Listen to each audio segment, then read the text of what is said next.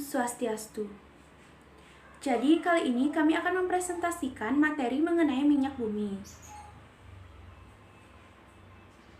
Sebelumnya perkenalkan, nama saya Niputu Dian Puspita nomor absen 30 dan nama rekan saya Ina Ayu Andari nomor absen 17.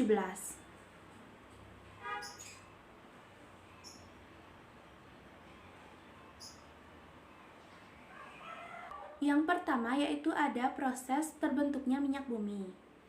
Minyak bumi adalah suatu campuran cairan yang terdiri dari berjuta-juta senyawa kimia. Paling banyak adalah senyawa hidrokarbon. Minyak bumi terbentuk dari pelapukan berbagai macam sisa-sisa organisme, seperti tumbuhan, hewan, dan jasad-jasad renik yang sudah tertimbun dalam dasar lautan bersama lumpur selama jutaan tahun lamanya. Lumpur tersebut akan berubah menjadi berbagai batuan sedimen yang berpori.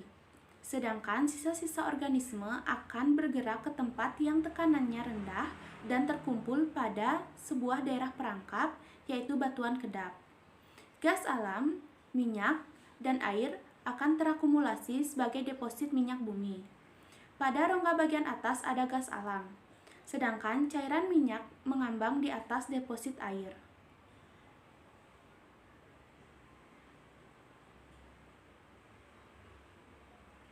Yang kedua ada pengolahan minyak bumi.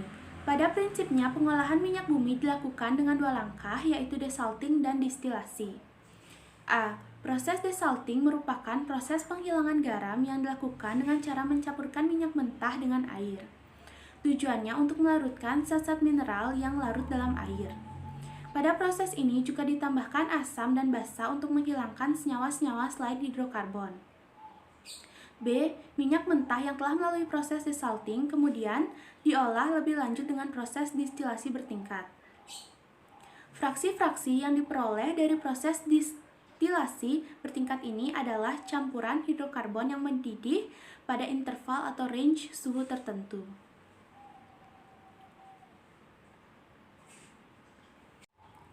Fraksi-fraksi yang didapatkan setelah proses distilasi selanjutnya diolah lebih lanjut dengan proses reforming, polimerisasi, treating, dan blending.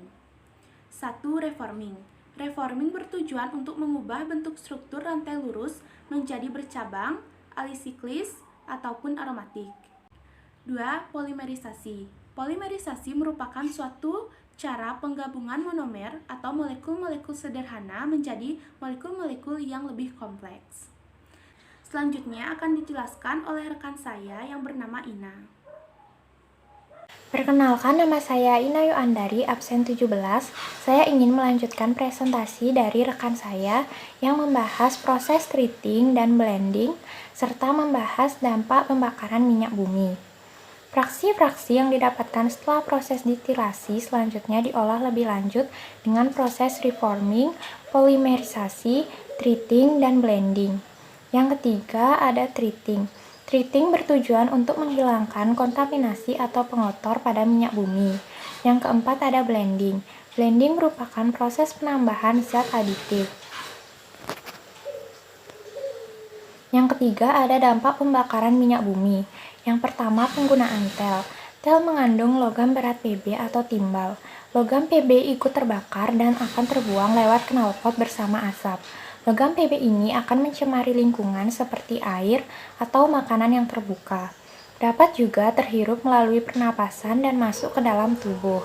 Logam Pb ini dapat menyebabkan keracunan, rusak sistem pernapasan, beracuni darah, dan menimbulkan penyakit-penyakit lainnya seperti kanker.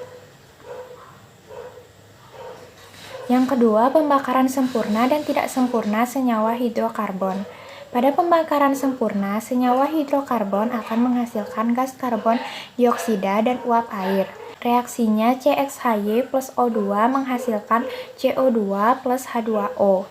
Pada pembakaran sempurna ini tidak akan menimbulkan persoalan bagi kesehatan, karena H2O bukan zat pencemar dan CO2 dalam jumlah tertentu dapat disiklus kembali oleh tumbuhan melalui proses fotosintesis.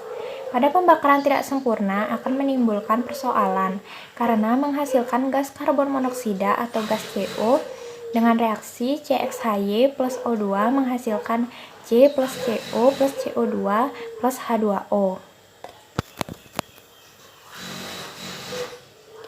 Dari pembakaran tidak sempurna ini berarti yang pertama dihasilkan padatan karbon atau arang yang keluar berupa asap hitam dan mengganggu pernapasan.